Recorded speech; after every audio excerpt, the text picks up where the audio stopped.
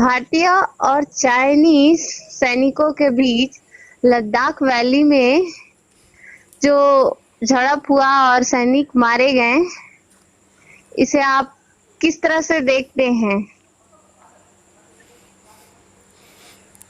अच्छी तरह से देखते हैं। जब झगड़ा शुरू होता है तो मान के चलो कि तरक्की का समय आ गया है। वो जो कमज़ोर है, जिस पे आक्रमण हुआ है, उसको अपने अंदर झांकने का समय आ गया है कि ऐसा कैसे हुआ कि मच्छरों ने हम पे आक्रमण किया, या कीड़ों ने, या जानवरों ने, या दूसरे इंसानों ने हम पे आक्रमण किया। इसका प्राइमरी मतलब है कि लोगों ने हमको कमज़ोर समझा या हमको आक्रमणकारी समझा और गुरिल्ला वारफेयर में आए। तो लद्दाख में गुरिल्ला वारफेयर जैसी कोई स्थिति नहीं थी कि चाइनीज सैनिकों ने गुरिल्ला वारफेयर किया है। तब अगर चाइना ने भारतीय सैनिकों पे आक्रमण किया और भारतीय सेना में उसका प्रत्युत्तर दिया, तो दो चीज़ें साफ हैं कि एक तो भारतीय स्थिति कमज़ोर मानी जाती है चाइना के द्वारा, और भारत के द्वारा भारत की स्थिति मजबूत मानी जाती है। सैनिकों में डर नहीं है, लेकिन चाइना दिखा रहा है दुनिया को कि हम ताकतवर हैं, और भारत को भी कि हम ताकतवर हैं, और वह बार बार ज़मीन पे इधर उधर। लेकिन इसके दो तीन पहलू होते हैं। जब भी कोई आक्रमण हो, ये फिर से नज़र करने की ज़रूरत होती है कि क्या वजह थी कि हम पे आक्रमण हुआ। तो अगर आप इसको सामान्य आम बोलचाल में देखें कि आप सो रहे हैं तो आपको मच्छरों ने काटा, इसका सीधा सीधा परिणाम होता है कि मच्छरों से प्रिकॉशन आपने नहीं लिया, मच्छरदानी नहीं लगाई, या गुड नाइट क्रीम नहीं लगाई, या कोई धुआं वुआं नहीं किया, आप लापरवाह हो गए। दूसरा, मच्छरों ने आप में अपॉर्चुनिटी देखी और आपको काटा, आपका खून पिया।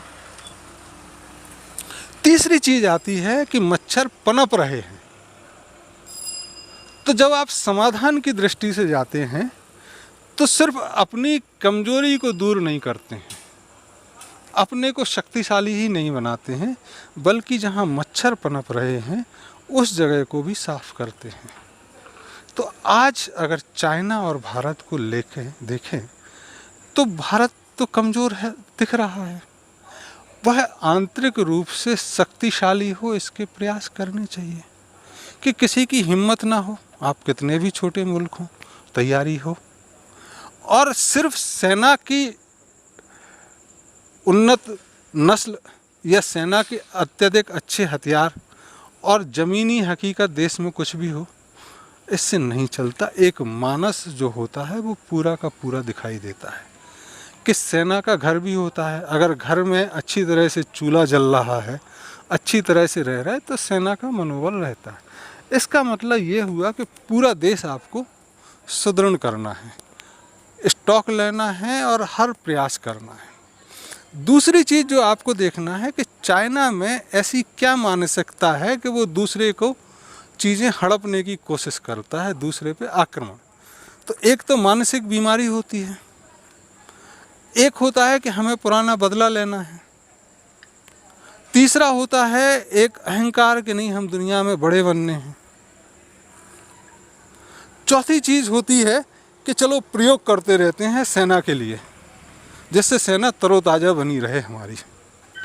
तो चौथी अगर चीज़ है कि वो अपनी सैन्य को एक एक्सरसाइज, लाइव एक्सरसाइज देना चाहते हैं, दुनिया का ध्यान आकर्षित करना चाहते हैं, तो उसको ऐसा ही छोड़ा जा सकता है। आपने अभी दुनिया का ध्यान आकर्षित किया। अगर वह पुराना कोई बदला लेना चाहते हैं तब हमें देखना है कि बदला क्या है, और ये बातचीत के द्वारा सुलझाया जा सकता है कि देखो भाई आप गलत समझ रहे हैं और ऐसा ऐसा नहीं था, या पुरानी बात भूलिएगा, आगे साथ मिल के बढ़ते हैं। क्योंकि कोई भी देश दुनिया में सामर्थ्यवान नहीं बन सकता अगर उस पड़ोसी उसका दुश्मन हो।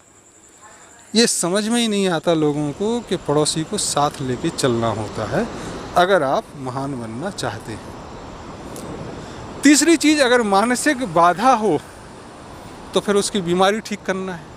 तब भारत की जिम्मेदारी दो तरफा हो जाती है, एक अपना घर ठीक करे, दूसरा उसका मानस ठीक करे। उसके मन में जो गलत गलत ख्याल हैं, राजसी हैं, सोच है, अहंकार है, उसको ठीक करे। और सबसे पहली चीज़ जो चौथे नंबर पे आएगी कि किसी के बहकावे में तो नहीं आके वो आक्रमण कर रहा है, कि किसी दूसरे की साजिश में, तब भी हमें उसको समझाना है और चीज़ों को उजागर करना है कि देखो ऐसा ऐसा है। तीन चीज़ों के अलावा जो दूसरी चीज़ है जिस पर भारत को वाकई में कार्य करना है, क्योंकि भारत चाइना के जो संबंध रहे हैं, भारत और चाइना की लड़ाई के संबंध बहुत कम रहे हैं। भारत ने हमेशा उनको गाइड किया है। यहाँ तक कि अगर पुरानी चीज़ों को चलें तो भारत में ध्यान कहते हैं और चाइना में चांद कहते हैं, और ये चांद जो जापान गया वो जैन है। तो भारत से जो ज्ञान विकसित हुआ, चाइना उसका एक रूट रहा है। और चाइना, चाहे हान संस्कृति हो चाहे दूसरी भी हो, मोनेस्ट्री भी हो, उन्होंने इस ज्ञान को आगे बढ़ाया और दुनिया में, तो चाइना एक रूट रहा है, उस रूट को फिर से विकसित करना है। तो कालांतर में भारत चाइना को देता आया है, और हमें देने के कारण लोग चाइना में, बहुत लोग आज से 40 साल पहले, जब से ये दौड़ अंधी शुरू नहीं हुई थी चाइना में पैसे की, तब तक ये लैंड ऑफ गॉड, भगवान की भूमि को रूप से जानते थे। तो ये 40 सालों में परिवर्तन हुआ। कम्युनिस्ट दुनिया में बचे नहीं, और वह बचे हैं जिन्होंने कैपिटलिस्ट अपना लिया। तो आज जो कम्युनिस्ट कैपिटलिस्ट विचारधारा है, उस पर भी हमको सोचना है, क्या वह चाइना के लोगों के हित में है।